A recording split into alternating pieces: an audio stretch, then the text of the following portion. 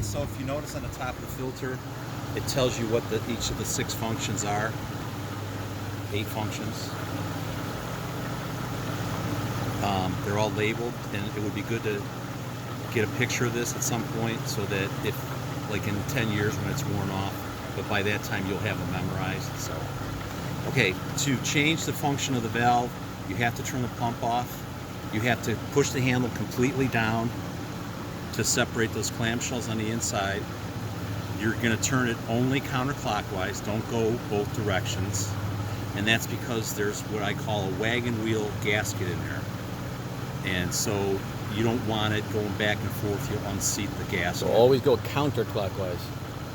Clockwise. Clockwise, all right. Clockwise. All right, that's what I thought you meant. But yeah, you sorry. said counter. Okay. Always go clockwise. Easy. And then, so when the pressure gauge, right now we're at 10. It might be 15 when we... If you put eyeballs in, it'll be 15. That's the baseline, okay. That's the baseline. You got nice clean sand.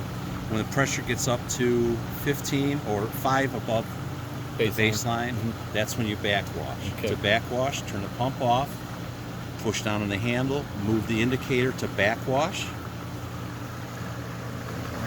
Okay, that's labeled right there, backwash. There's an eyeball here, a sight glass, so you can see the condition of the water, or in this case, you can see it coming out of the hose until that runs clear, usually about 3 minutes. Once you do that, turn the pump off.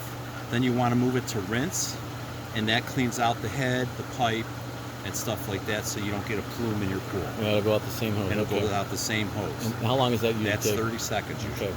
All right. Okay. Once that's complete, turn the pump off, move it back to filter, turn the pump on, you're back in business. Okay. Some of the other functions, what waste does, if you want to lower the water level in your pool, like for winterization, if you put it on waste, it allows the pump to pump the water out. It just goes through the valve and out the backwash hose.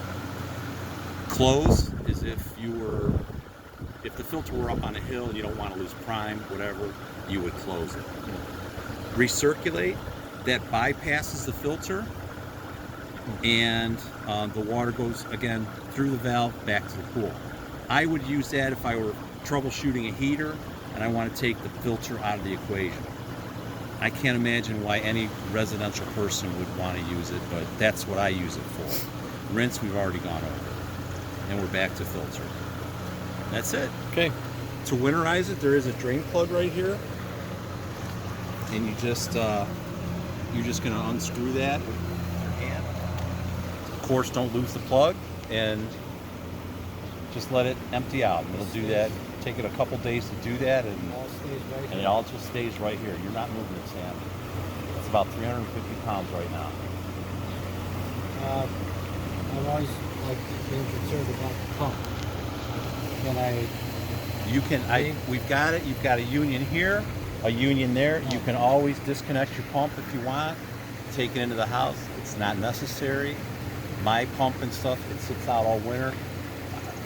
Okay, 80% of the pools I work on, it just stayed outside. Right, I'll just leave it out. That's more of a convenience if you want to service it, replace the motor, something like that. Okay, so it's just gonna. That's it. That's it.